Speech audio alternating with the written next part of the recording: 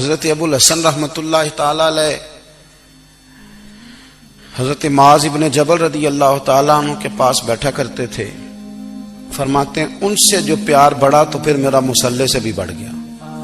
تابعی ہیں. فرماتے ہیں صحابی رسول سے محبت ہوئی تو ذکر سے بھی ہو گئی, پھر درود شریف سے بھی ہو گئی. محبت ان سے بڑھی تو پھر اللہ نے مسجد کا پیار بھی بڑھا دیا.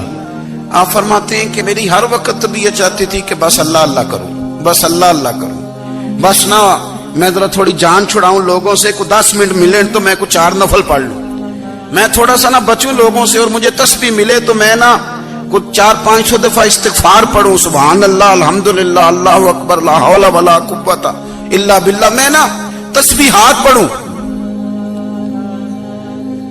فرماتے ہیں کہ بچے تھے گھر میں 6-7, غربت تھی, کام ملتا کوئی نہیں تھا, اور میں کام چور نہیں تھا, کام ڈھونڈتا تھا, پر اللہ کی قدرت کے کام نہیں ملتا تھا. فرماتے ہیں کہ میں نے ایک دن اپنی اہلیہ سے کہا کہ آج میں پھر جاتا ہوں کام ڈھونڈنے. تو میری بیوی بڑی فرما بردار تھی, پر اس دن نہ غربت کے ہاتھوں تنگ آ کے کہنے لگی آج نانا کوئی تو چیز لے کے آیا. تو مجھ سے بچوں کی بھوک نہیں دیکھی جاتی, یہ سب روگاں دا روگ محمد جس دا نام غریبی, کنڈ بلا کے لنگ جاندے نی دوست یار قریبی. آج نہ کچھ لے کے آیا تو میں بچے لے کے میکے چلی جاؤں گی. شیخ فرماتے ہیں کہ میں بڑا پریشان گھر سے نکلا, پر میں نے صبح سے لے کے زور تک کام ڈھونڈا, کام ملا کوئی نہیں.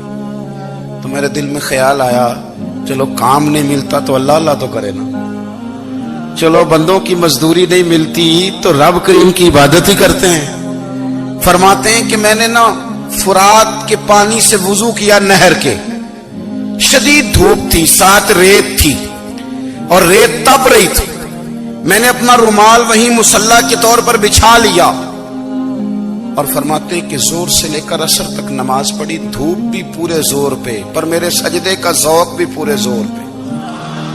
فرماتے ہیں سورج بھی چمک رہا ہے اور رب کی عبادت کا ذوق بھی پورے زور پہ. میں سجدہ کروں تو پھر میرا اٹھانے کو جی نہ چاہے. میرے استاد لکھا کرتے تھے, یہ ان کا شعر ہے, وہ کہا کرتے تھے مجھے سوز دے, مجھے ساز دے, اور مجھے نیم شب کا نیاز دے, دم سجدہ خود کو میں توڑ دوں, مجھے ایسا ذوق نماز دے.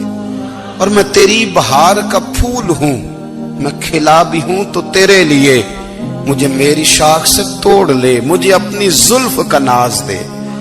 بھائی فرماتے ہیں کہ عصر تک میں نے نفل پڑھے, دل ڈھلنے لگا, عصر کی نماز پڑھی اور میں وہاں سے چلا.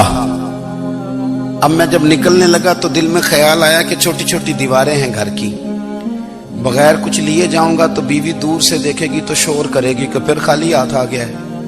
کہتے میں نے اپنے اسی رومال میں جس میں میں نے نماز پڑھی تھی نا, رومال میں کی آخی دے پنجابی جسافہ کہتے ہیں, اسی میں نا میں نے کچھ ریت بھر لی کہ وہ دور سے دیکھے گی تو سمجھے گی کچھ لے کے آیا ہے, چلو جا کے اسے بتا دوں گا کہ آج پھر مزدوری نہیں ملی.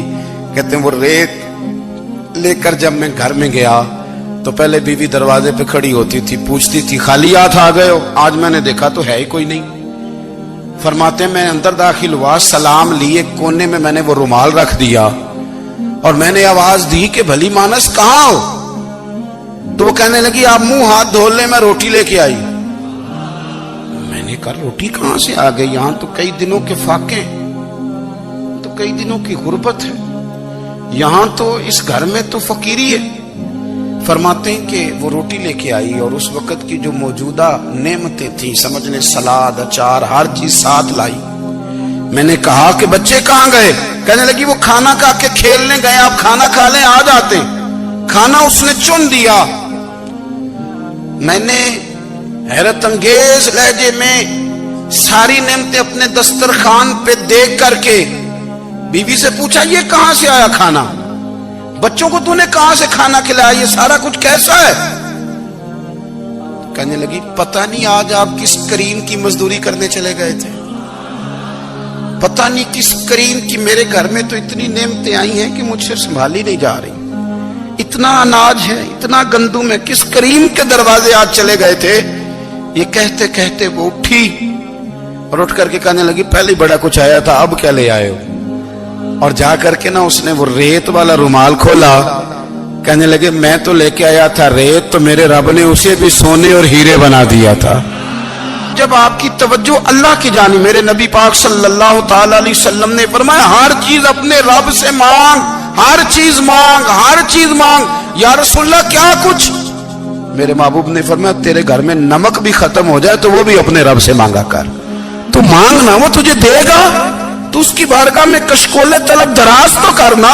اور ترمذی شریف میں عجیب لفظ ہے، رسول کائنات نے فرمایا، رب کریم فرماتا ہے جب میرا بندہ ہاتھ اٹھاتا ہے نا تو مجھے حیا آتی ہے کہ میں خالی کیسے لوٹا دوں اس کے۔ اتنے بڑے بادشاہ کی بارگاہ میں، او بھائی لوگوں سے عزتیں تلاش کرتے ہو تو وہ کیا تمہیں عزت دیں گے؟ وہ تو کل اچھا کہتے ہیں پرسوں برا کہنے لگ جاتے ہیں۔ لوگوں کے سامنے گڈ بک میں آنا چاہو گے تو وہ تو سویرے تمہارے بارے میں کچھ کہیں گے، شام کچھ اور کہیں گے۔ اپنی روحانی زندگی آباد کریں، اپنے مسلح کو وقت دیں، اور دنیا سے چھپ کر اس موبائل کو بند کر کے اور اپنے آپ سے بھی چھپ کے اور تنہا ہو کے چھپا کے سارا کچھ اپنے آنسو اپنے رب کی بارگاہ میں پیش کریں، اس کے حضور حاضری دیں۔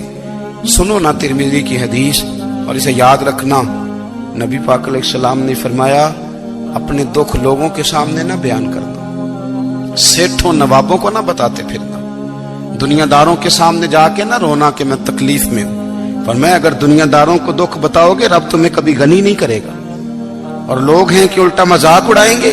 آپ کی جس سے بڑی پکی یاری ہے نا، پکی، وہ تب تک پکی ہے جب تک آپ نے 50,000 مانگا نہیں، اور جس وقت آپ نے کہہ دیا کہ میں مجبور ہوں میری مدد کر تو پھر ختم ہو گئی دوستی۔ لوگوں کی تعلقات آپ کے ساتھ تب تک ہیں جب تک آپ ان سے کوئی ضرورت وابستہ نہیں کرتے۔